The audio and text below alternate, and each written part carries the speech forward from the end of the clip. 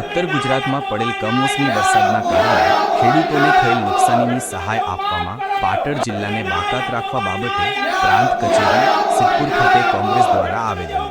ઉત્તર ગુજરાતમાં તાજેતરમાં પડેલા કમોસમી વરસાદના કારણે ખેડૂતોને થયેલા વ્યાપક નુકસાન અંગે રાજ્ય સરકારે સહાય આપવામાં પાટણ જિલ્લાને બાકાત રાખવાના નિર્ણય સામે આજે સિદ્ધપુરના પૂર્વ ધારાસભ્ય શ્રી ચંદનજી ઠાકુરના નેતૃત્વમાં સિદ્ધપુર કોંગ્રેસ દ્વારા પ્રાંત કચેરી ખાતે ઉગ્ર વિરોધ પ્રદર્શન કરી આવેદનપત્ર સુપ્રત કરવામાં આવ્યું હતું। એક તરફ ખેડૂતો મોંઘાધાટ બિયારણ અને ખાતરના ખર્ચ બાદ ભારે દેવાના બોજ હેઠળ દબાયેલા છે, ત્યાં બીજી તરફ કુદરતી આફતથી પાક નિષ્ફળ ગયો છે।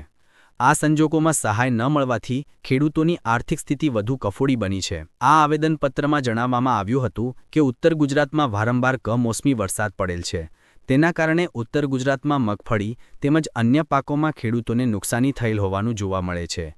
આમ મગફળી અને અન્ય પાકો હજુ ખેડૂતોના ઘરમાં પહોંચે તે પહેલાં કમોસમી વરસાદ રૂપે પ્રકોપ આવેલ, તેના કારણે ખેડૂતોના પાકને મોટા પ્રમાણમાં નુકસાન થયેલ છે અને મગફળીનો પાક સંપૂર્ણ નાશ પામેલ હોવાથી પશુપાલકોનો વ્યવસાય કરતા ખેડૂતોને ઘાસચારાની મોટા પાયે તંગી જોવા મળી છે અને ખેડૂતોને ખૂબ જ નુકસાની વેઠવાનો સમય છે। હાલમાં ગુજરાત સરકાર દ્વારા કમોસમી વરસાદના નુકસાન માટે સર્વે કરવામાં આવે છે, પરંતુ આ સર્વેમાંથી પાટણ જિલ્લાને બાકાત રાખવામાં આવેલ છે તેવું જાણવા મળેલ છે।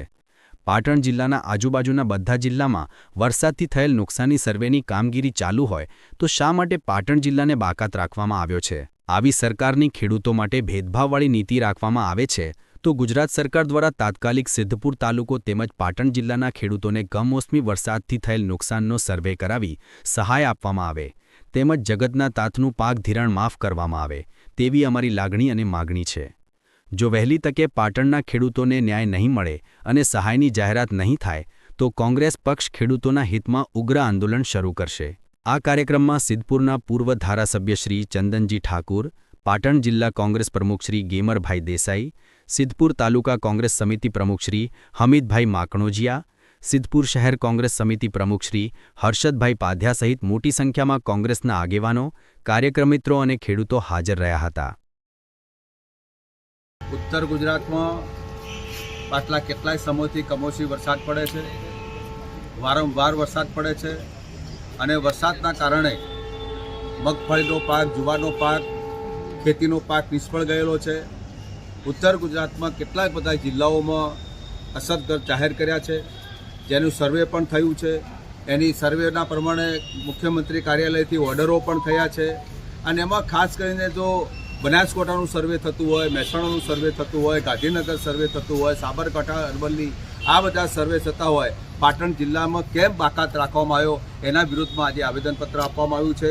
પાટણ જિલ્લામાં કમોસમી વરસાદ નથી થયો, પાટણ જિલ્લામાં કમોસમી વરસાદમાંથી ખેડૂતોને નુકસાન નથી થયું અને આ પાટણ જિલ્લાનું જે તંત્ર છે એ તંત્રએ આજે ક્યાંક રિપોર્ટ મોકલવામાં નિષ્ફળ નીવડ્યું છે। અનેક સમસ્યાઓ આજે ઘેરી લેવાનો વિષયનો ચર્ચા બની છે। પાટણ જિલ્લામાં ખૂબ મોટા પ્રમાણે મગફળીનું નુકસાન થયું છે। આ સિદ્ધપુરના આ ભાગની અંદર પણ મોટા પ્રમાણમાં નુકસાન થયું છે।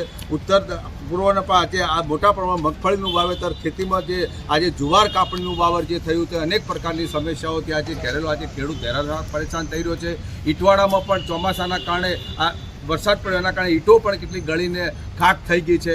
અનેક પ્રકારની જે સમસ્યાઓ જે આજે ખેડૂતોને લગતી પ્રશ્નો છે, અમારા એના આવેદનમાં સમગ્ર અમારા ગુજરાત પ્રદેશ કોંગ્રેસના પ્રમુખ અમિતભાઈ ચાવડા, ગેમરભાઈ, અમારા અમિતભાઈ, દશરથભાઈ, સમગ્ર ટીમ, બિપિનભાઈ, જયદીપભાઈ, સમગ્ર ટીમ ભેગા થઈને આજે આવેદનપત્ર આપ્યું છે અને અમારી સ્પષ્ટ માગણી છે કે ખેડૂતને જે ખેડૂત માટેનું જે દેવું છે એ દેવાને તાત્કાલિક ધોરણે માફ કરવામાં આવે। કમોસમી વરસાદના કારણે આવકમાં કોઈ વૃદ્ધિ થઈ નથી, કોઈ કપાસ પણ ફેલ ગયો છે, તમામ ક્ષેત્રે ખેડૂત આજે બેહાલ થયો છે। એટલે અમે આવેદનપત્ર આજે મામલતદારશ્રીને આપ્યું છે અને એટલા સ્પષ્ટ કીધું છે કે અમારું ખેડૂતનું દેવું તાત્કાલિક ધોરણે માફ કરો।